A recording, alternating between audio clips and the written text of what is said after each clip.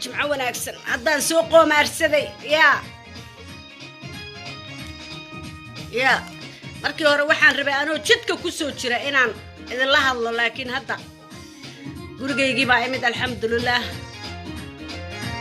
ya gurigeygii baa imid awal waxaan rabay anoo jidka ku soo jira inaan idin la hadlo farxadda idin la qaybsado laakiin hadda waxa idin leeyahay anoo gurigeyga ku jira jimco wanaagsan hambaliyo saxiixa doorashooyinka qaranka ee madaxweynaha qaranka waxaan leeyahay xisbigee tahay oday waa laga baxay waqtigiisii haba aad iyo aad baa kuu salaamaya faadmo bashiir oday yaa xoogaa lacaga loo laabo oo nin qataati ah meesha ka soo saara waa laga baxay waqtigiisii dhalinyaro odayaal hooyo aabe ilma adeer maxaan ku dhahay eedooyin habar yaro sodohyaal seediyaal xisbigee tahay xisbiyaa lagu tartamayaa يا xildhibaanku wuxuu ku soo baxayaa xildhibaanku wuxuu ku soo baxayaa doorasho cod iyo qof ah oo shacabka Soomaaliyeed xisbigee tahay shacabka Soomaaliyeed ee 30 sano dhibaatadu haysatay maanta waxay helayaan matalaad dhab ah oo shacab marka xisbigee tahay walaal nabad iyo nolol guuleysta ma nabad iyo nolol baa taa faadmo bashiire aniga nabad iyo nolol baan ahay jimco wanaagsan maxamed warsame jimco wanaagsan hambaliyo jimco waciid maxaan ku dhahaa jimco mubaarak jimco wanaagsan dhalinyarada Soomaaliyeed waxaan leeyahay gala xisbiyada anigu waxaan ahay xisbiga nabad iyo nolol xisbigaasaan u ololeynayaa xisbigaasaan ku jiraa xisbigaasaan galayaa insha Allah markii lagu dhawaaqo ilaahay idankiisa waxaan noqonayaa xibnaha firfircoon oo u ololeeya inta ay Soomaaliya jidha xisbigaas magacii doonaha loo baxsho xisbigaasaan u ololeynayaa madaxweyne maxamed cabdullaahi farmaajo ra'iisul wasaare Khayre Mahdi Qadar ilaahay kuma darna iyo qaar kale oo badan ay ku jiraan oo hormuud u yihiin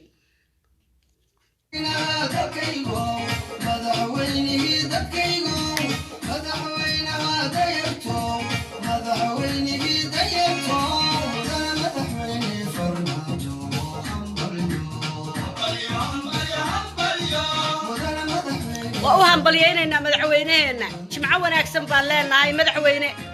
هالكاس السلام كاغا صارنا سلام سرع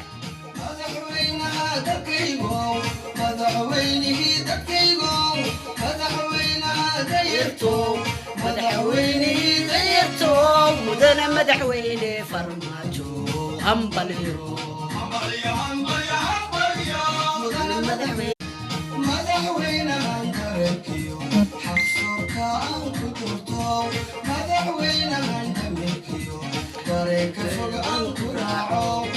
مدحوينه مدحوينه فرماجو همبليو مدحوينه فرماجو همبليو حلنا مدن مدحوينه فرماجو همبليو aad iyo aad baan ugu hambalyeynayna waxa kaliya ay shacabku u doorteen madaxweyne farmaajo oo ay waa gaajaysana iga raali ahaada baa waxaan ka imid shaqo saaka aroortii baan baxwaana daalanahay hadaanoo dhex soo socdan baan waxaan rabay inaan ila la hadlo laakiin waxa waaye waxaan is iri guriga tag inaad fadhiisatid baa lagu qaataa ma fahmaysaa farmaajahayga caashaqa qayrahayga caashaqa mahdi qadarkayga caashaqa wasiir jabaalkayga caashaqa ilaahay kuma darnaade wasiir beylahayga caashaqa wasiirad maxaan ku dhahay taqadiijadayda caashaqa wasiiradayda kaloo takadaha magaceeda muxuu ahaa caashaqa dhammaan nabad iyo nolol hormuudkeedii ama maxaan ku dhahay tiimka dowladda hogaaminayay oo madaxweynuhu ugu horeeya waxaa idin leeyahay hambalyo juhdi tiro badan iyo dagaal iyo xarbi baad soo gasheen waadna guulaysateen shacabkuna intaasuu idinka sugayay shacabku wuxuu idinka sugayay anagu maanaan rabin sidii madaxweynuhu sheegay shacabka Soomaaliyeed ma ay rabin in ay xildhibaano doortaan madaxweynaha laakiin xildhibaanada waxay isku dayeen nimankii 30 sano wadanka isbaarada u dhigan jiray. Faadimo Cabdi Dhoore, Faadimo Aadan Dhoore, Bishaaro Cali Khaliif waatan Soomaaliyeed nolow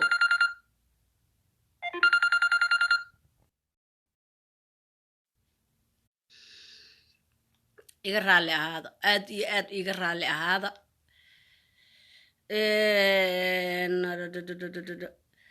waa idii jeedaa dhammaantiin. hakad baan galay, maxaan ku dhahaa teleefon baa iga gooyey waris waayaan, teleefon baa iga gooyey, iga raali ahaada, iga raali ahaada.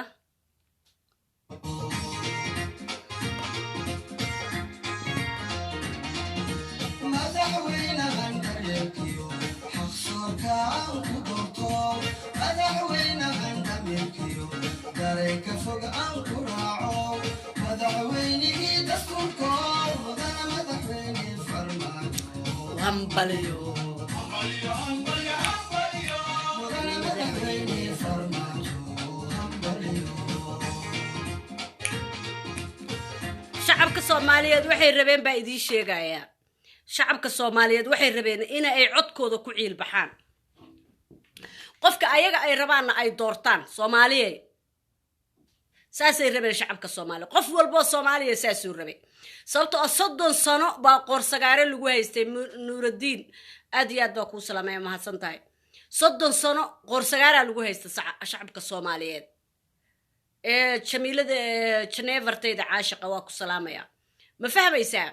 marka madaxweynaha qaranka wuu noo hiiliyay, annagana waa u hiilinay oo waa garab istaagnay. oo shacabka Soomaaliyeed 99% inta kale too hartayna waa tuugo. waa tuugadii 30 sano qorsagaarada ku haysatay dhibicda hartay. 99% shacabka Soomaaliyeed. anuu ma sheegayo siyaasi tuug ah maxaan ku dhacalo u shaqaysta ah 30 sano isbaara u dhigtay shacabka Soomaaliyeed. kama hadlaya kaas suul fara kuma tirsana. waxaan kaloon fara ku tirsanayn siyaasi tuug ah oo maxaan ku dhaha ilaahay kuma darnaade halkaa u dhintay, halkaa oo hadda ka hor bartay in uu maxaan ku dhahaye to siyaasadda ka qowlaysto siduu sheegay ra'iisul wasaare Xasan Cali Khayre. ilaahay ha ka raali noqdo, ilaahay ha ka raali noqdo. ra'iisul wasaare Xasan Cali Khayre speakerka qaaliga ah maxaan ku dhahaye to qarniga cusub Soomaaliya indhaha u furay, runtana u sheegay dadka Soomaaliyeed. hadalkiisa markuu hadlayana waxaan soo xasuustaa aabisiyaad ilaahay naxariis janna ha siiye siduu u yahay hadal yaqaan. meeshii uu hadalka dhigi jiray dhigay, runtana u sheega dadka. mideeda kale Soomaaligiisuna waadax yahay. Soomaali meeshii ay tahay la dhigaayo oo maxaan ku dhahaye diyaalaktigi madaxda ah oo quality sareeya leh. ra'iisul wasaare Khayre waxaan leeyahay adna waad noo hiilisay, allah ku hiiliyo. salaam baan kuu saaray. maxaa la dhahaa dhammaan iyo wasiiradii garab taagnaa dowladda nabad iyo nolol iyo wasiiradii dee halkan soo gaarsiiyey maanta inaanu cod u dareerno soo gaarsiiyey. waxaan leeyahay sulto dhammaantiin hambalyaan idin leeyahay. wasiirada, agaasimayaasha, shaqaalaha dowladda rayidka ah, ciidamada qaranka, dhammaan creditkaas waa la wada leeyahay shacabka Soomaaliyeed oo isgarab taagan. marka maxay isku dayeen nimankii 30 sano nacdaabaye siyaasadda ka qowlaysan jiray inaan qof iyo cod la aadin. xataa waxay ku hajabeen inay 91dii dagaalkii warlooradii ku celinayaan dadka ay dadka qabiil iskugu dirayaan. way ku dhaarteen. haddaa ogtihiin haddii kale aad iyo aad baan idiin salaamayaa. dhammaantii waa idin salaamayaa. jimca waciid guulaysta. dalmar xuseen aad iyo aad baan kuu salaamayaa. marka waxaan leeyahay waxay ku hanjabeen background of shacabka in loo soo celiyo awoodoodii ay xaqa u lahaayeen. aad iyo aad bay u dagaalameen. waad arkaysa waxay noogu hanjabeen inay nalayn doonaan, inay maxaan ku dhahaa waddanka burburin doonaan, inay dagaalo qaadi doonaan. aad iyo aad bay noogu hanjabeen markay maqleen shacabka waxay xaquuqdoodii bay helayaan. qof kastoo shacab oo Soomaaliyeed dhagihiisu ku dhagaysanay idaacaduhu ka maqlaayay. intaasoo dhan waxay ka dagaalamayeen xaquuqdayada inaan helno haddaan nahay shacabka Soomaaliyeed. xaquuqdayadu maxay tahay? qofka shacabka ee Soomaaliga xaquuqda ugu horeysa uu leeyahay waxa weeye inuu qofku rabo asagu doorto. qofka asaga adiga ku xukumi lahaa eedo aad iyo aad baa kuu salaamaya cabdiweli maxamed aad iyo aad baa kuu salaamaya eedo waxaan eedo u ahay iyo intaan habaryar u ahay iyo inta aan ka weynahay iyo inta iga yaryar iyo inta iga waaweyn intuba waa salaamaya waxa salaanta meesha ay ka leeyihiin ha ka qaataan waxaan leeyahay ka qaata meeshaad salaanta ka leedihiin dhammaantiin waxaan leeyahay marka jimca wiciid baa idin leeyahay hambalyo baa idin leeyahay marka waxaan leeyahay maxay isku dayeen dagaal inay dagaal qaadaan dagaalka maxay dagaalka u qaadayaan waay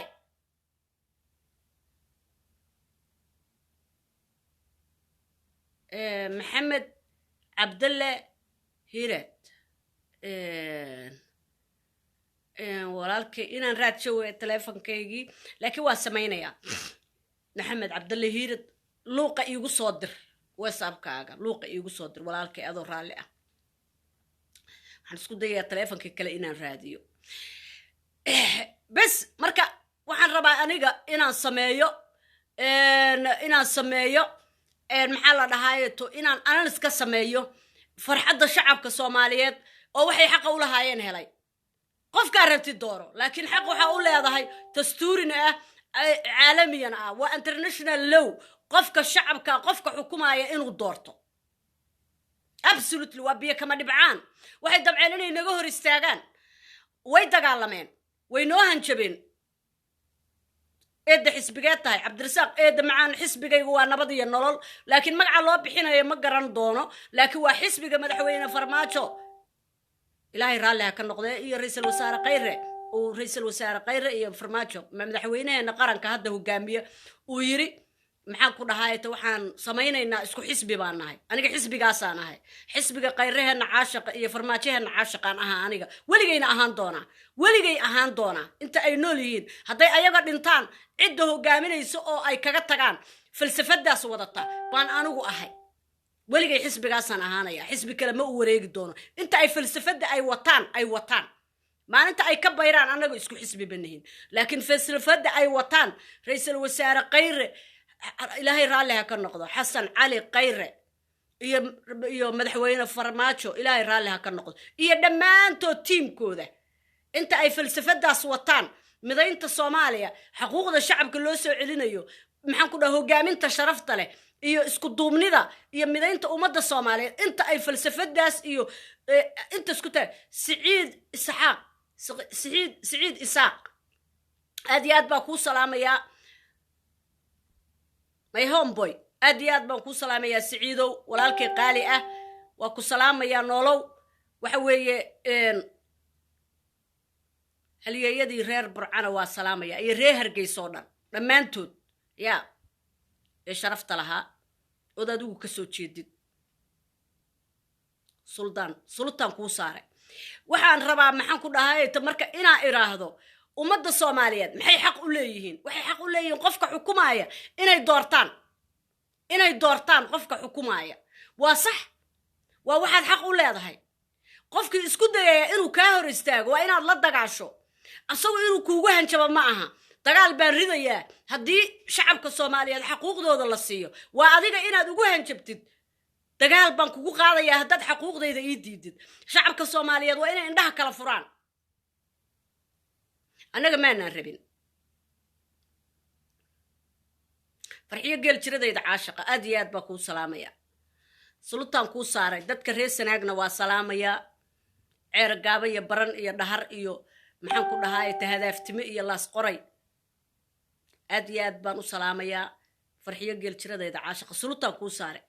marka waxaan u baahanahay in aan iraahdo war shacabka Soomaaliyeedow annaga maanaan rabin in xildhibaan madaxweynaha doorto maanaan rabin sida madaxweynaha maxamed cabdullaahi farmaajo sheegay annaga waxaan rabnay madaxweynaha na xukumaya haddaan shacabka Soomaaliyeed nahay inaan annaga dooranaan rabnay laakiinse way noogaga xoog badiyeen qoladii 30 sano isbaarada u dhigan jiray ummadda Soomaaliyeed way nagaga xoog badiyeen yes madaxweynuhuna wuu qiray in ay maxaan ku dhahay ayaga la soo doorto ayaguna ay madaxweynaha doortaan laakiin ayaga yaa dooranaya annaga dooranayna waxa xoog badan oo maxaan ku dhahay markii ayagu waxay islahaayeen han jabiya shacabka Soomaaliya laakiin xog badan marka anagu soo doorano maxaan ku dhahay xildhibaanka yes xildhibaanka anaga soo dooranay xildhibaankana madaxweynahan anagu rabno iyo xisbiga rabno dooranaya xisbiga uu ku jiro anagu aan maxaan ku dhahay xisbiga rabno xildhibaanada ku jiraana dooranayna 95% haddaan nahay shacabka Soomaaliyeed yes we can anaga awood leh shacabka awoodooda ka shaqeysa adduunka dhan kaliya shacabka Soomaaliyeed baa jira shacab aan maxaan ku dhahay aan awoodoodu aysan shaqeynin shacabka Soomaaliyeed baa jira waa in awoodayadu shaqeysa codkayagu waa inuu shaqeeyaa meesha annaga aan wax u rabnana waa inuu u wadaa nin walba hadduu diido waanu raseen garaynaynaa yes we can waa awoodnaa ma fahmaysaa yes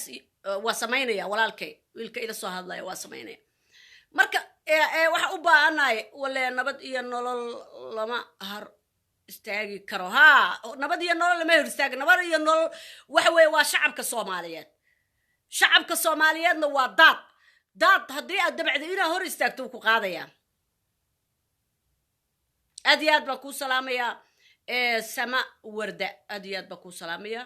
dhamaantii waa idin salaamaya marka waxaan u baahanahay shacabka Soomaaliyeed in uu hankiisu sareeyo hankiisu inuu sareeyo inuu ogaado in uu asagu samayn karo wax kasta oo uu maxaan ku dhahay Soomaaliya lagu hagaajinayo ama lagu dhibaataynayo inuu asagu awood leeyahay waagi hore oo Soomaaliya la burburiyay shacabka Soomaaliyeed baa loo kaashaday shacabka Soomaaliya adinka la idin kaashaday ogaada nin siyaasi ama shakhsi ama laba ama boqol ama 200 ama 300 oo siyaasiyiin ah waxba kama qaban karaan Soomaaliya mana duleyn karaan adinka duleyn karaan adinkaana maxaan ku dhahay hore u wadi karaa yes we can waa samayn karnaa ma fahmaysaa marka dagaalkii aan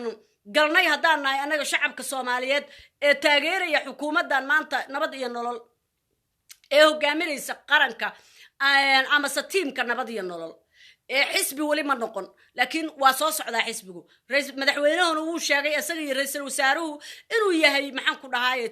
isku tiim inay yihiin taas aad iyo aad baan ugu faraxnay madaxweynahana waa gaarsiinaynaa inaan taas aad iyo aad ugu faraxnay sababtoo aan labadiinaba waa idin jecelnahay been kuma sheegayo aniga iyo intaan ogahay ee nabad iyo nolol taageerta aad iyo aad baan u necebnahay inaad kala bayrtaan waxaan rabnaa inaad isku xisbi noqotaan ood wadanka hogaamisaan adinkoo team ah ma fahmaysaa waadna awoodaan yes waa awoodaan ma fahmaysaa ummadda Soomaaliyeed oo dhan waas ummadda Soomaaliyeed oo dhan baa idinku taageersan adinka oo team ah inaad wadanka hogaamisaan ra'iisul wasaare Khayre waa ku salaamaya walaalkay hagar nabad iyo nolol sultan ku saaray jimca wiciid Soomaali dhagayar waxay idin sheegayaa isku mashquulinina hasku mashquulinina adinka hasku mashquulinina ku mashquula sidaad horumar u gaari lahaydeen ku mashquula sidaad dawladaha idinku heeraarsan ee dariskiina aad wax ula qaybsan lahaydeen ku mashquula taas ku mashquula sidaad qayrkiin ola tartami lahaydeen ku mashquula shacabka Soomaaliyeed ku mashquula adinka isku mashquulinina hebel waasaan hebel kan weeye hebel waa qabiilkan hebel lacag buu haystaa hebel lacag baa haysta waxaad ku mashquushaan adinka inta isku soo laaban lahaydeen shacabka darisyadiina iyo shucuubta darisyadiina iyo shucuubta caalamka in aad la tartantaan oo ayaga maxay rabaan inay noolaadaan waxay rabaan inay horumar gaaraan waxay rabaan inay madaxda dooranayso xukumaysa inay doortaan bay rabaan adinka ma rabtiin miyaa yes waad rabtaan ina ayaga la tartantaan diyaarada yeelataan maxaan ku dhahay shidaalkiina la idin soo saaro macdantiina la idin soo saaro oo aad la tartantaan Ethiopia iyo Kenya iyo Tanzania iyo maxaan ku dhahay Koonfur Afrika iyo meelaha la idinku dilayo shaqada u raadsanaysaan eedo fartuun cabdiladayda caashiqa aad iyo aad baa ku salaamaya waxa idin sheegaya inaad taas aad ku mashquushaan ku mashquula taas shacabka Soomaaliyeed wax yar isuga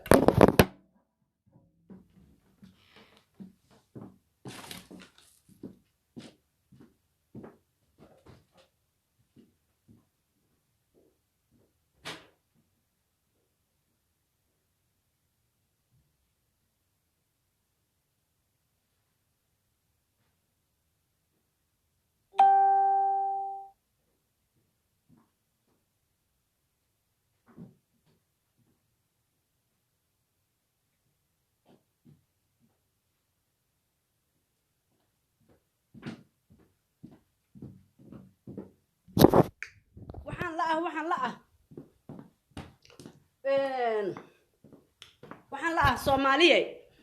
bahalkii baan la ahay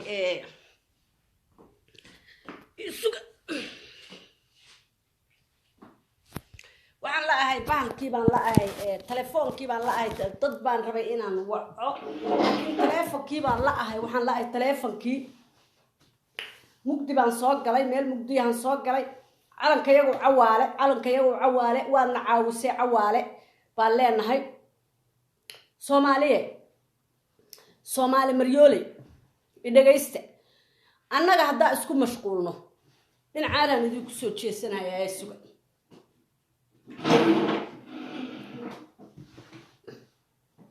annaga hadda isku mashquulno amase meeshaydaban iska joogayaa mugdigeedana ha iska ahaatee waxa idin sheegaya Soomaaliye hadda annaga isku mashquulno oo maxaan ku dhahay to isku mashquulno oo qofka kale ku mashquulo meel la gaari mayno mid walbana midka kale haduu uu lugaha qabsado walaalkay wiilka idhahay ila soo xiriir telefonkii kale taanan haynin hadda banaanka ka imid marka telefonka kale inuu gurigaan uga tagay oo WhatsApp-ka aan ku haystay marka garan maayo meel uu jiro waan soo fiirshay hadda intaan idin ka maqnaa aad baa uga xumahay ma fahmaysaa marka waxa u baahanahay maryooley inaan samayno inaan anagu isku mashquuline ku mashquulno dadka kale waxa la doqontu waxa la 12 indhood bay leedahay raaqiya Muuse aad iyo aad baa ku salaamay 12 kaas indhood ay leedahay walaalkeeday ku aragtaa baa la yiri 12 kamid ah halna cadawgeeday ku aragtaa ummadda Soomaaliyeed 12 indhood doqomo weeyaan u maleeyay 12 indhood ay aragta ay leedahayba 10 kamid waxay ku aragtaa midba midka kale ku arkaa warseeba aniga ku guuleysan kara adigana ku guuleysan kartaa wadanku inuu horumar gaaraan ku guuleysan karaa adigana waxa ku guuleysan karaa wadanku inuu horumar gaaro haye seeba wadanku horumar u gaari karaa inaan wadankan doorashooyin u dareero oo madaxda anagana hogaaminaysa anaga doorano oo hadii maxaa la dhahay madaxdaas ay soo baxdo oo aan anagu ilaalsan ilaa anaga dooranay laakiin nin asagu qabqable ah nin asagu lacag maxaan ku dhahay iska soo bixiyay ilaahay baa kugu dhaarshay nin lacag iska soo bixiyay asagu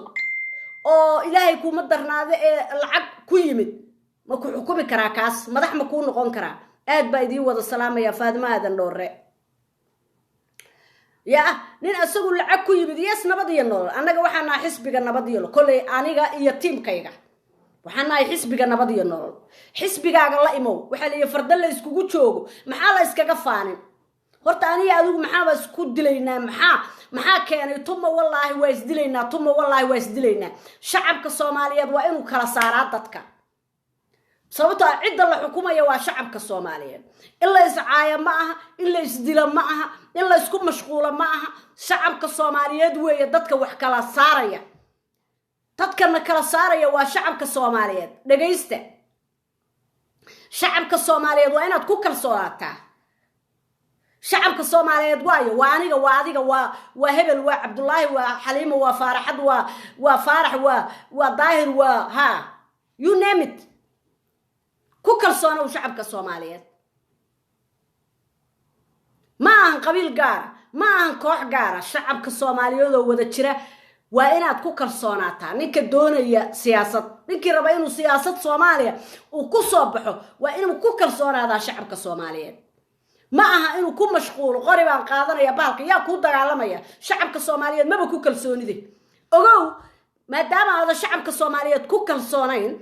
شعب كصوماليا نكوما كلصونا صوت أقيلين يسنا وأدي يسنا شعب كصوماليا واحد دورتنا وحويه وكلصونا درهك وهاي سطح سياسي كصوماليا دو يس كلصونا وشعب كاغا هدي آذان أول هيسن كلصوني ذا شعبك سياسي كصوماليا بنشيريا وإنا أبورتاش كلصوني شعب now from on now كبلو أديات باكو سلام يا نور أحمد صلاة شعب كصوماليات هدي هذا أول كرسوني كهيسن حتى كبلو from now ka bilow in aad shacabka Soomaaliyeed kalsooni ka raadsatid siyaasiga Soomaaliyeed ka raadso yes waa ka heli kartaa bedel dhaqankaagii hore oo warlornimada ahaa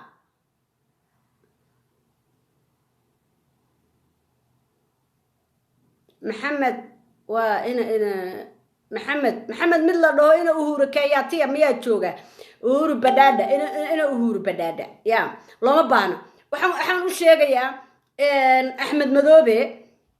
iyo warlooradii Soomaaliya xaafad u kala saaray waxa idin sheegaya hal mid idin sheegaya idinna ballan qaadaya waa ballantaasi ma ahan maxaan ku dhahayo wax oo aan ka warwareegayo waa ballan dhalinyarada masaakiinta ah ee aad diyaaradaha dagaalka ee maxaan ku dhahayo takeeyo kaga guraysid Kismaayo oo aad dhooblay u guraysid waa la laynayaa intii soo hartana sida al-shabaab oo kala dhaqan cilin baa loo sameeynaya waa ku sheegaya waa kuugu dhaaranaya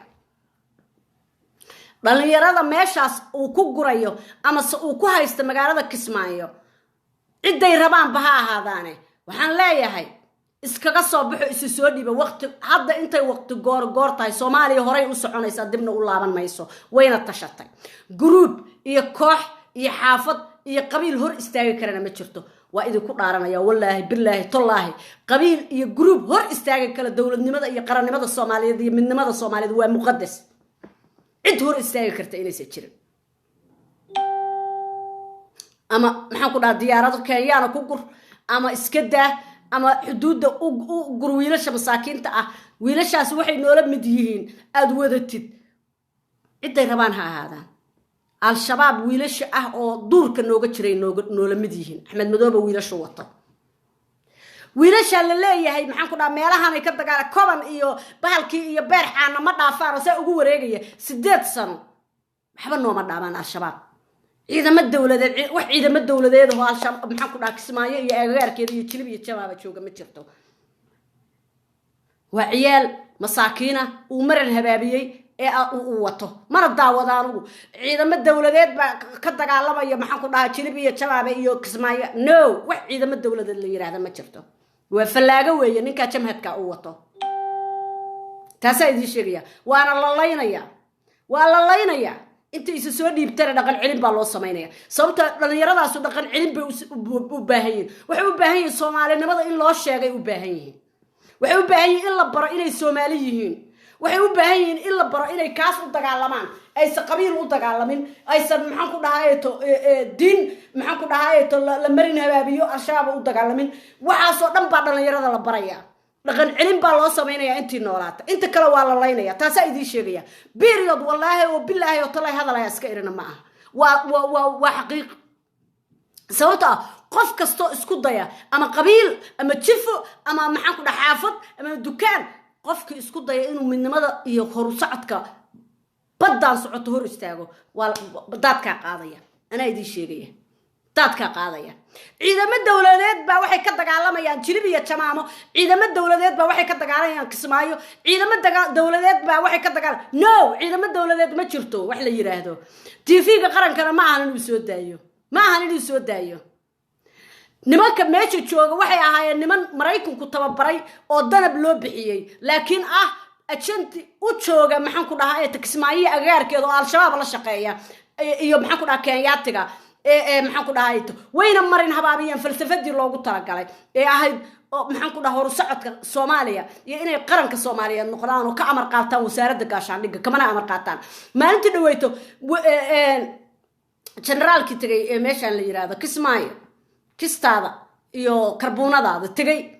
Mareykanka ahaa dagaal buu qaaday wiilashaas wuxuu ugu talagalay dagaalka markuu asagu cirka ka qaado dhulka inay ka qaadaan ninka hebelka Ciraaqi la dhaho hogaamiye ciidamada maxaan ku dhahaa danab jifada waxa weeye Axmed Madoobe jigjiguna ka yimid waa furan jigjigo xataa maahan Soomaalida xorta ahayd ninkaas ma uu dagaalamin mana uu gelinin dagaalkii sababtu uu tagay generaalka Mareykanka oo kalmadu weydiiyay waxay ahayd waryaa adigu ayu with us ma nala jirtaa mise waa nala jirtaa dagaalka waryaa ma nagula jirtaa al-shabaab mise nagula ma jirtid motherfucker ciidamadaas waxa looga gooyay mushaarka dawladuna inay u fasaxdo ma ahayn mar labaad inay tiraahdo bay ahayd ciidamadaas nagaba amar qaataan sababta kama amar qaataanba waa ciidamadii bagbadow markii loo diray la soo celiyay weeye waa wiilal qabiil walba leh waa ku jiraan laakiin hogaamiyaashu waa niman jigjiga ka yimin on elf ahaan jiray new police oo turista oo dad badan ku soo laayay meesha la yiraahdo jigjiga iyo meesha la yiraahdo dhulka Soomaali galbeed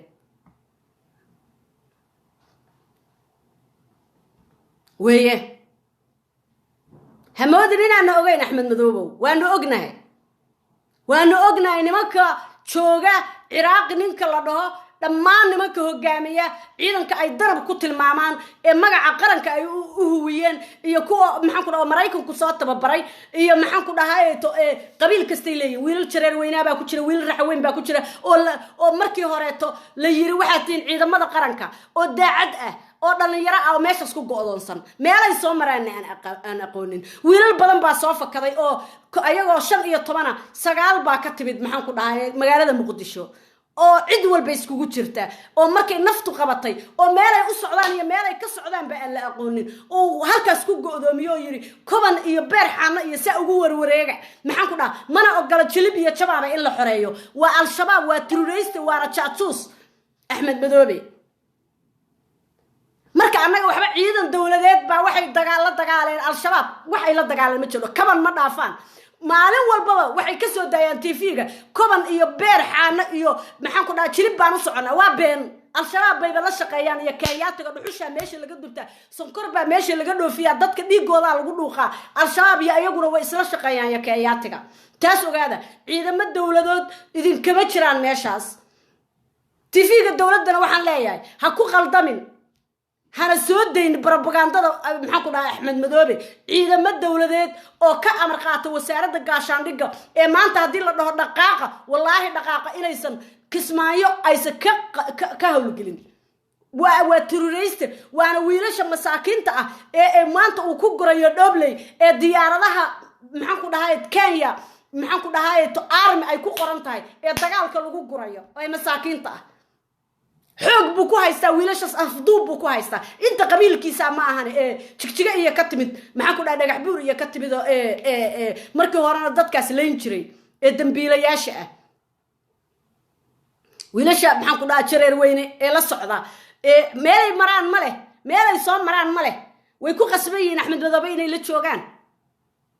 hadday xagga u dhaqaaqaan al-shabaab baa laga dhigay waxaana waa qadad loo dagay hadday xagga u dhaqaaqaan al-shabaab baa laga dhigay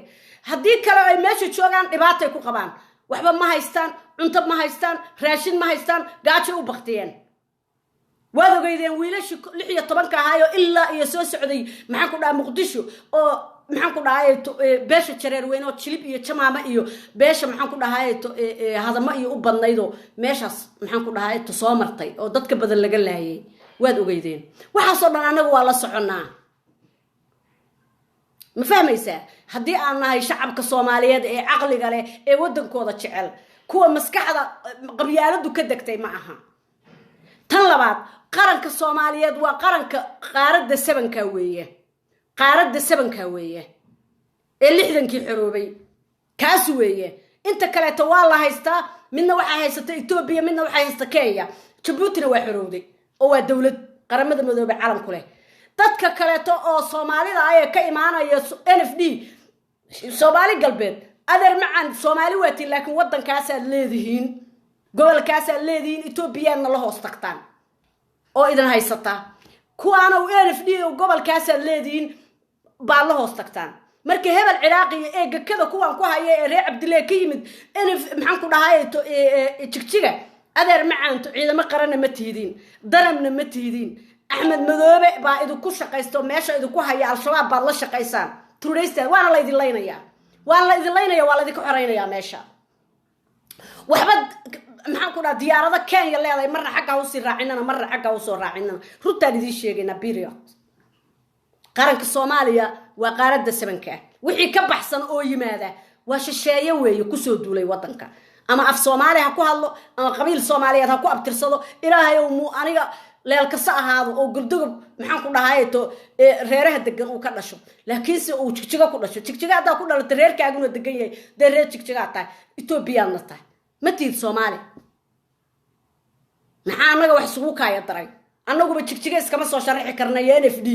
maxaan ku dhawa jeerna ma xukumi karnaa maxaa waxa ayaga maxaa badadayada baasta ku daray annaga marka meeshan Kismaayo iyo agagaarkeeda waa la haystaa waxa haysta jaajuusin maxaan ku dhahayeeto Ethiopian ah oo maxaan ku dhahayeeto from Ethiopia ah oo af Soomaali ku hadla iyo maxaan ku dhahayeeto Kenyan maxaan ku dhahayeeto af Soomaali ku hadla iyo Kenyada caawinaysa taas ogaada wax ciidan dawladood la yiraahdo oo Kismaayo iyo agagaarkeeda joogto Soomaali ma jirto Soomaaliya taas ogaada ha ku hadaaqinina ciidamada dawladeed oo jamaaba ka dagaalamayo Kismaayo ka yimid no ma jiraan waa dhuxulayste iyo groupkiisii oo qaarna ka yimid jigjiga qaarna NFD ka yimid iyo Kenya oo baritaaraysa weeye waa terroriste waxay al-shabaab la dagaalanaa maalin walba waxay dhahan waxaan joognaa koban waa xaqe waa meel Kismaayo korkeeda jilib baa u soconaa koban baan joognaa koban maba dhaafaanba sababta ayaga iyo al-shabaab ka wada shaqeeya iyo Kenyaatiga beenay waa run taasaan leeyahay waxaan kala u baahanahay marka wiilashaas waxa idin sheegaya inta la laayo oo dhimato ma ahane wiilka reer Qooqaani iyo wiilka reer Dhobley ku dhashay iyo wiilka maxaan ku dhahay qaarada sabanka ah ee xorta ah ku dhashay ee reerkiisu iyo qabiilkiisu degayo degaan u yahay ma aha nin maxaan ku dhahay ka yimid jigjiga ee qabiil ahaan u yimid meesha kaasi waxba kuma lahan wadanka wuxuu ku leeyahay male passport waa inuu ku soo galo wiilka Qooqaani ku dhashay iyo Dhobley iyo maxaan ku dhahayeeto meeshas ku dhashay waxa idin leenahay welcome dad Soomaaliyeed baa tihiin qaranka Soomaaliyeed wax ka difaaca kuwa kaleeto oo jigjiga iyo ka yimid maxaan ku dhahayeeto dhagax buur iyo oo shisheeyaha waa shisheeyaha ajantiga oo sida Axmed Madoobe iyo ninkan Ciraaqi la leeyo sheeganaya maxaan ku dhahay ciidamada darab adeer darab mati darab waa ciidamada qaranka Soomaaliyeed wasaaradda gaashaandhigga bayna ka amar qaataan taas ugu ha xukuma wasiir amar damba xukuma ciidamada qaranka Soomaaliyeed wixii ka baxsanna waa terroriste weeye wadankeeyaga ku soo duulay taas ogaada ama maamul xaafadeed ha sheegto ama maamul qabiileed ha sheegto marka waxaan leeyahay ummadda Soomaaliyeed maanta waa faraxsanahay waana maalin jimca wiciid baad leeyahay mar labaad waxa idin leeyahay waxay noo sheegayaan mar walba waxay noo sheegayaan in maxaan ku dhahayeeto hadii madaxweyne Farmaajo uu saxiixo doorashooyinka waa ogeydeen ninkii la oran jiray Mahad Salaad ninkii la oran jiray wuxuu yiri madaxweyne Farmaajo haduu doorashooyinka saxiixo waa dagaal baan ka xignaa yuusa saxiixin buu yiri asagaana hadda wax ka ansixiyo waa asaga ilaa aad baan ugu faraxsanahay aad ba sababtoo ah waxa la diiday wuxuu aad ugu faraxsanaa hadaladiisa gadaal madaxweynaha iyo ra'iisul wasaaraha iyo golaha wasiirada soo jeedintoodii baa la diiday mid cusub bay jeebka kala soo baxeen oo islahaayeen madaxweynaha iyo ra'iisul wasaaraha diidaya sidii la isku dhagan yahay ba maxaan ku dhahay waxa la dhihi doonaa odayaashii ha loo noqdo saasa la dhihi doonaa ba islahaayeen laakiin way ku fashilmeen madaxweynaha iyo ra'iisul wasaaraha waxa ka go'nayd shacabku inuu doorto cid ay rabaan ama xildhibaanna ha doorteen ama madaxweynaha ha doorteen ma kala jecla laakiin xornimadii shacabka iyo rabitaanka shacabka in loo soo celiyaa ka go'nayd sulutaan leeyahay madaxweynaha iyo ra'iisul wasaaraha iyo dhammaan tiimka nabad iyo nolol ee xornimada noo soo celiyay ee shacabkii gacmaha ay ka xirnaayeen ka furay guul iyo gobonnimaan leenahay waana u hambalyeynaya cid walbo isku dayda in ay daadkan socdo iyo shacabka Soomaaliyeed rabitaankooda hor istaagtana daadka qaadaya dadka kale to ku soo duulay Soomaaliya ama af Soomaaliya ku hadlo ama shisheeyaha ahaado sida Kenya oo kale af cad baan ku leeyahay xabad baan kula hortagayna insha Allah ta'ala waana loo dagaalaynaa qalqalgelinta badayada dooda badda Soomaaliya ma soconayso gacanna waa ku dagaalamayna qorigan ku qaadanayna gacanna badayada iyo dhulkayaga iyo territory-ga xuduudaheena ku difaacanayna shacabka Soomaaliyeed hadaan nahay dawladnimo hadaad maqashaan waa shacabka dawladnimo hadaad maqashaan waa shacabka ma ahan maxaan ku dhahay ciidan 10,000 iyo ciidan 30,000 no waa 20 milyan ee Soomaaliyeed ee territory-ga xortaha ku jira maxaan ku dhahaa qaaradda sabanka ah weeye haddaad maqasho dowladnimo waa annaga dowladdu dowladnimadana waxaa noogu jirta annaga dantayadaa ku jirta sharaftayadaa ku jirta xornimadayadaa ku jirta qiyamkayagaa ku jira inaan dowlad helno la tartanta dowladaha kale ee caalamka ee annaga nala siman ma soconayso inaan dowlad la'aan ahaano gabdhaha yaga lagu kufsado xuduudaha ee kenyaata xunoosa ka dhiidhiyo uraya ee markaad ag marto waxaan ku iri waxa ka soo hanyaacayo aad yaabaysid uu gabdhayada kufsado oon diin lahayn oo buryo leh ma soconayso no shacabka Soomaaliyeed haddaad tihiin waa inaa u istaagtiin xuquuqdiina sida hadda maantayto dowladii nabad iyo nolol ama tiimka nabad iyo nolol ama xukuumadda maanta jirta iyo madaxweynahoodu ay gacanta idinku soo galiyeen baarlamaanka adinka aad maxaan ku dhahayto aad baan idin wada salaamaya guliyo gobonimaan idin leeyahay xukuumadda maanta aad haysataan waad u mashxaradeen waad u araaraasteen nabadiyo nolol farmaajo iigeeya war farmaajo iigeeya maxaa ugu aralaasteen sababta ma taqaanaan sababta ugu aralaasteen waxay ahayd inuu idin soo celiyo awoodda yes waa haysanaa awoodii maanta xildhibaanka aan rabnaan dooranayna xildhibaanka aan dooranana madaxda aan rabno moo dooranaya annaga steerinka hayna maanta oday ma hayo siyaasina ma hayo shacabka Soomaaliyeed indhaha kala fura maanta uu idin hiiliyo farmaajo saa ugu hiiliseen oo u garab istaagteen 3 sano soo shaqeynaya asaga iyo tiimkiisa buu idin ku hiiliyo gacantu idin soo galiyay ayagoo saa u ooyaya dadku saasay u ooyaya saa kor ayagoo u ooyay oo hataa yiri tuma wallahi dagaal baan galayna tuma wallahi dawladda waaridayna tuma wallahi farmaajo wadankan wuxuu ku yahay maxay ahayd waxay dhigi jireen marti buu ku yahay no qof marti ku ah ma jirto qaaradda sabanka ah inta ku dhalatay baa iskale Soomaali baa iskale qaaradda sabanka inta ka baxsana gungun dhashay weeye waana dad nagu soo duulay waana iska celinayna ama Soomaali ha sheegto ama qabiilada Soomaaliya baan ka dhashay hadho adeer qabiilnimo laguma noqdo Soomaali maxaan ku dhahay Soomaali laguma noqdo no Soomaalidu waa qoomiyad dalbay kala leedahay ku noqdo dalkiini hadii kala dhagahan idinka garaacayna adinka aabiinba waana la idinka saaraya wadanka adinka iyo Kenyaanka iyo Ethiopian isku kaayimid baatiin Kenyaanku haday sharaf nagula noolaadaan nabad nagula noolaadaan xuduudooda ku ekaadaan wadankayaga faraha kala baxaan de annaga waa dariskayo adinkuna sidoo kale tiin waliba adinka nooga sokeeyo isku qoomiyad baanahay qoomiyadda Soomaaliyeed baa islana yes true marka mar labaad iyo mar saddexaad iyo mar afraad ba waxaan leeyahay suluto madaxweynaha Soomaaliyeed inuu saxiix ku duugay waxaan leeyahay suluto shacabka Soomaaliyeed waxaan leeyahay isdiyaariya gobaatihiine tigayga caashaqa tigay jaamac tigay landheere ma qarqaro wiil reer mudug salaam baa ku saaray jimca wiciid ya salaanti gaalkacyo iyo goldogob iyo maxaan ku dhahay ilaahay kuumada salax Norway Sacuudi Carbeed saldhig reer mahad iyo ilaahay kuuma darnaade roox iyo waxaan kugu salaamay ilaahay kuuma caliyaale iyo booq inkastoo booqna laga haysto ay tahay maxaan ku dhahay dhulkana laga haysto oo taasan kugu salaamay naadeer salaam baa ku saaray iyo calanka buluuga ah ee sharafta leh aan kugu salaamay marka waxaan leeyahay Soomaaliyeed waxa weeye xaqiiqda u soo degta dawladda waa idin hiilisay u istaaga inaad dabad iyo dal meesha joogtid ku ridid maxaan ku dhahaa doorashada ee aad dooratid xildhibaanka rabtid fartan aad ugu yeertay sababta xildhibaanka dooratay adaa doortay adaa u sheegi kara wax kasta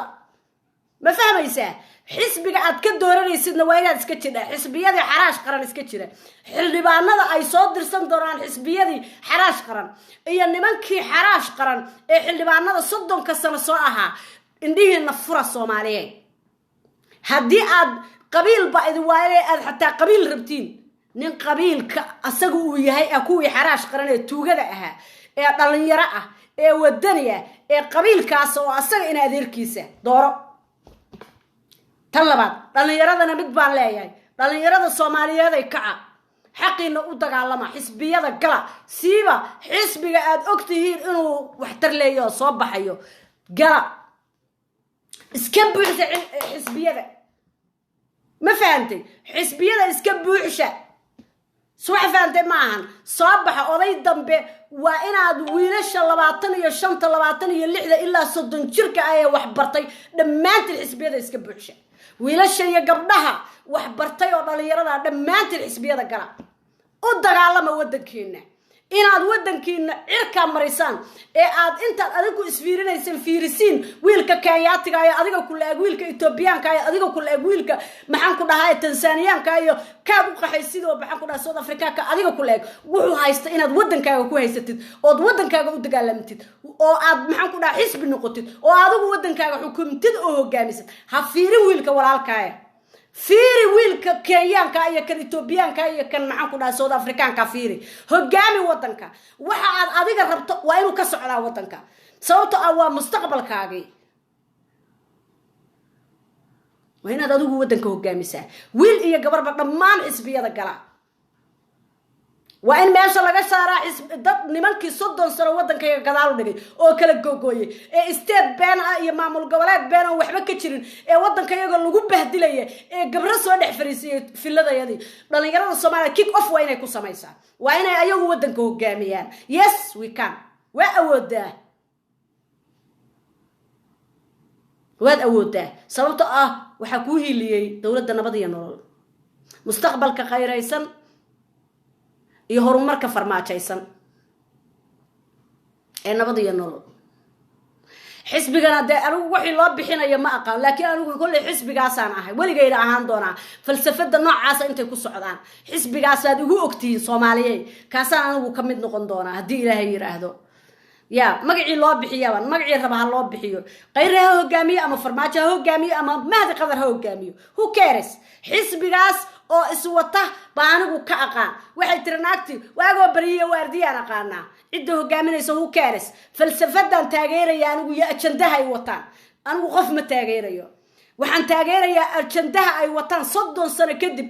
dad isla shaqeynaya oo qayrkood shisheeyaa la tartamaya ayagu aan isfiirinay farmaajiye qayr ayagu iyo maxaan ku dhahay mahdi qadar iyo teamka nabad iyo nolol ayagu isma fiirinayn waxay fiirinayaan wiilka ayaga la midka ah ee Kenyaanka ah ee inta wadankiisa soo habaystay kiisa soo hawaysanaya taa ogaada dhalinyarada Soomaaliyeedna taasa laga rabaa inaad la tartantaan wiilasha adinka ficiina ma fahmaysaa waxaan leeyahay nabad iyo nolol Soomaaliya ha noolaato jimca wiciid waxaan leeyahay noolaada gabdha iyo wiilalba I love you waa idin jeclahay Soomaaliya waa jeclahay no more isku dhaxyaa dambe ragba u kacay rabbina waa aqbalay shamsadayda caashiqa jimca wiciid walaashay qaali shamsa xuseen aad iyo aad baa ku salaamaya dagaal adag baad soo gashay walibana waxaad ahay dadkii halhaleelka ugu istaagay markay ugu xumayd Soomaaliya markaan ku leeyahay seebaad ugu istaagtay adeer waxa la yiraahdaa hadalku waa ka daran yahay magliga xawda ka jara maalintaad garab istaagtay waxay ahayd Soomaaliya maalin ku baahnayd qoraal ku garab istaag xabad ku garab istaag lacag ku garab istaag hadal ku garab istaag dadkood niyada u dhista ku garab istaag lacagaad bixiso ku garab istaag adeer macaanto waa inaad istaagtaan stand up Soomaalian maxaan ku dhahay ninkii Jamaicanka magaciisa muxuu ahaa ya stand up ya qof walba waa inuu istaaga mideeda kale qoorta taag haddaad qof Soomaaliya tahay jooji inaad hoos fiiriso jooji walaalka inaad maxaan ku dhahay 4 ilaa sac 12 indhood oo aad leedahay sidii doqontii 10 indhood oo kamid aad ku fiiriso ku fiiri wiilka shisheeyaha ee raba inuu kula tartamo Xasan Xirsi aad baan ku salaamayaa walaal maajigo aad baan ku salaamayaa waxaan ku leeyahay suluto dadaalkaygu wuu guuleystay guuliyo gobonnimaan leenna Soomaaliya ha guuleysato Soomaaliya ha noolaato Soomaaliya ha israacdo Soomaaliya ha midowdo ciidankayagu ha noolaado halkan waxaan uga tacsiyeenayaa ciidankii dagaaladii ugu dambeeyay ku dhintay waxaan leeyahay hooyooyinkood baan u tacsiyeenayaa maalin jimca weeye dhammaantiin u duceeya dhiigooda adinka idin daadiyeen maanta qabiil haday u dagaalami lahaayeen jahannabaan uga baqi lahayn laakiin maanta ayagoo dalkooda u dagaalamaya jidiye jahadii diinta islaameed diinta islaamka marin habaabiyay oo qaranka Soomaaliya ku soo ummadda Soomaaliya xasuuqaya ka difaacaya wiilkaas u dhinto hooyadiis aad bay u nasiib badan tahay 30 sano wiil qabiil u dhimanaya oo jahanabo uga baqayna baa naga dhiman jiray marka ciidamada qaranka mujaahidiintii dhimatay ilaahay waxaan leeyahay jannatul firdaws a'la ilaahay ha geeyaan leeyahay inta dhimatay inta dhaawaca waxaan leeyahay jannatul firdaws a'la ilaahay ha idin kaydiyo caafimaad degdegana Allah idin siiyo halkaan aan uga tacsiinaya waalidiintood hooyooyinkood saaxiibadood xaasaskoodii intii dhimatay ilaahay jannatul firdaws a'la ha siiyo adinkana badal khayr qaba Allah idin siiyo dawladda Soomaaliyana waxaan leeyahay wax kasto aad haystaan ka hormariya ciidanka waalidiintood iyo caruurta ka dhinteen waa inaad gacanta ku qabataan u soo duceeyo waa maalin jimcaha ciidanka intii dhimatay maxaan ku dhahay u soo duceeya dawladda Soomaaliyana waxaan leeyahay waa in maxaan ku dhahay hooyadii uu ka dhintay wiilkaas ama gabadhaasi ay ka dhimatay ciidanka qaranka ku jirta waa in loo laab qaboojiyaa waa in wax walba laga hormariyaa wiilkaas dhintay sida hooyadiis ay laabta ugu qabowdo shalayta uu nasiib darnaa wiilasha dhalinyarada Soomaaliyeed oo qabiil bay u dhiman jireen maanta qarankooda ay u dhimanayaan jannada waa u rajaynaynaa inay shiid yihiin oo wallaahi qof kasto Soomaaliya wuxuu u rajaynayaa wiilka u dhinto asagoo difaacaya qaranka Soomaaliyeed iyo calankaas iyo sharafta iyo karaamada ummadda Soomaaliyeed iyo hooyooyinka la qarxinayo la jarjarayo asagoo difaacayo isku dhigaya asagoo qarxi asaga isku dhigay inuu jarjarmo wiilkaas jannaan ilaahay uga rajaynayna waliba kuwa sarsare oo ay galaan dadka shahiida kaasaan u rajaynayna wiilka u dhintay oo isku dhigay asagoo qarxi hooyada Soomaaliyeed ardayga masaakiinka iyo laba jirka iyo kambaarashadaha uu ku dhiman lahaa oo banaanka inta ugu tagay asagoo isku dhigay aad iyo aad baan waxaan ugu rajaynaynaa janno waana ugu ducaynaynaa qofku wuxuu ku hor janna waxa ugu weyn naftiisa naftooda inoo horeene ilaahay waxaan uga baryaynaa ilaahay jannatul firdaws a'la inuu geeyo ma fahmaysaa hooyooyinkood iyo xaasaskay ka dhinteen waxaan leeyahay ilaahay badal khayr qaba ha idin siiyo waxaan leeyahay ciidanka qaranka Soomaaliyeed adinka laftirkiina intiina nool wiilasha dhintay hooyooyinkood waa inaad wiilal u noqotaan gabdhihii idinka dhinta hooyooyinkood iyo caruurtoodii waa inaad u noqotaan aabayaal iyo maxaan ku dhahay iyo ilmahoodii waa inaad u noqotaan waa inaad adinkuna isgarab istaagtaan oo mid walbaba sida ciidanka booliisku sameeyo agoontii maxaan ku dhahay militariga waa inaad u samaysaan waxa ku filan hal dollar aad iska goysaan lacag fiican baad qaadataan ama $1 baad iska goyn kadhaan ama $1 baad iska goyn kadhaan 30 waa dhantiin ciidanka militariga Soomaaliya nin walbo dhinto hooyadoodii aabahood waad biili kadhaan ilmahoodiina dugsiyaal waxbarasho waa geyn kartaan inta dawladeenu xoogaysanayso sida u garab istaagtaan sameeya saas sababtoo adiga bari markaa dhimatay ilmahaagi wax ku daryeelaad u baahan tahay dawladda Soomaaliya waxaan leenahay garab istaaga wiilasha iyo gabdhaha dhintay waalidiintoodii iyo ilmahoodii baan leenahay garab istaaga waa waxa ugu muhiimsan inta dhaawacana la garab istaago oo dhaqaatiir maxaan ku dhahay dabada ha la geeyo saraakiisha ciidanka waxaan leeyahay garab istaago wiilasha iyo gabdhaha dhaawaca ah waa in la geeyo dhakhtarka ugu fiican kii aan wadanka waxba looga qaban karin waa inaad maxaan ku dhahay adinka lacagta iska goysaan saraakiisha saasaan leeyahay iyo maxaan ku dhahay taliyo unugyada iyo xataa dablayaasha adeer macaan bal adigu isku dardara bishii isku dardara min $1 30 ciidanku waa ka badan ilaa 40 ku budhayahay waa ciidanka militariga sheegaya ama nabad sugid ha ahaado ama gorgor ha ahaado ama ramac ha ahaado dhamaantood ciidanka furimaha ku jira adeer macaan min $1 iska gooye u dhisameelo waaweyn sida booliisku uu sameeyo ma booliiska ka xuntiin adikaaba ka badan booliiska marka mar labaad iyo mar saddexaad waxaan leeyahay hambaliyo madaxweynaha qaranka Soomaaliyeed inaad noo saxiixday sharcigii doorashooyinka inaan sharaf yeelanay inaan maanta taxornahay xabasho xor la yiri maanta xor baana maanta qofkaan rabnaan dooranaynaa kii maxaan ku dhahay aan shacabka Soomaaliyeed ku kalsoonayna adeer macaan adaa yaqaan meeshaad aadayso Uhuru Badhaadhe ha ku doorto dad diiday inay shacabka Soomaaliyeed ku doortaan Uhuru Badhaadhe aad shacabkiisa ha ku doorto oday dambe wax dooranaya maanta inaysa jirin aad iyo aad baan ugu faraxsanahay gudoomiye Xalimo Yareyna waxaan leeyahay aad iyo aad baad u mahadsantahay surutaan ku saaray dagaalkii juhdigaad soo gashay waxaan ku leeyahay jimca wiciid baan leeyahay gudoomiyaha qaranka Soomaaliyeed waxaad matalaysay gabar kasto oo qaaradda sabanka ku jirta jamhuuriyadda xorta ahayd gabar kasta oo baad matalaysay dagaalka iyo juhdiga iyo sharafta iyo geesinimada iyo hal adayga aad samaysay waxaan ku leeyahay gudoomiye Xaliimo Yareeyay sultaan ku saarnay anagaadna nagu matalaysa kartidaas gabdhuhuna hadii loo dhiibo wax mar hore aad noo diideen ragga Soomaaliyeed oo dabahdisheen saasaan uga soo baxaynaa kaalintayada sida Xaliimo Yareeyay oo kale ogaada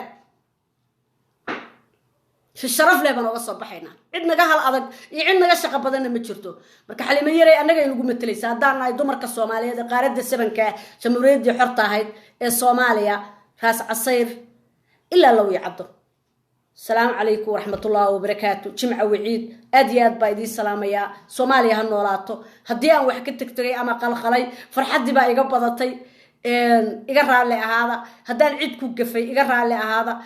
أنا سكوت عينه صوماليا أنا أريد عينه صوماليا هالنوراتو أنا كصوماليا أنا واسو كيمد قبيل صوماليا وقارع أنا نبعه متشرتو كلية وحنا نبعه وحي صوماليا نعب وحي كلا دادنا يا وحي الدولة نمدا الصوماليا كسوهر تجا حفصو قبل الله نهو حفصو من مقرن هدي كتشرتو ولا شيء قالع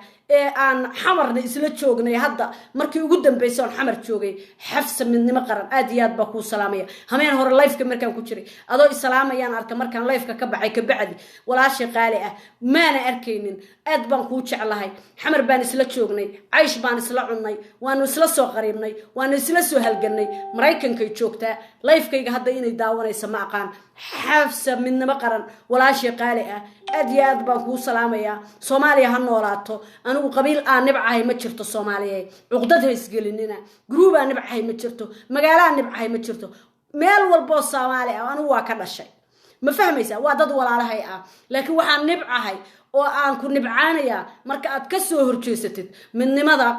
qaranka Soomaaliyeed hor socodka qaranka Soomaaliyeed iyo dawladnimada Soomaaliyeed maalintaas ay istagaalayna qabiilka doonto oo groupka doonto oo meesha rabto joog waa inta jamhuuriyadda xorta ahayd ee Soomaaliya ku jira waliba anigu gabar Soomaaliyeed baanay qabiil malihi groupna malihi meel walba anigu ka dhashay meel walba anu dhalay soo waxa faanteen maan Soomaaliya ha noolaato hamidowdo horaha u socoto shacabka Soomaaliyeed gacmaha is qabsadaan gul iyo gobonnimo nabad iyo nolol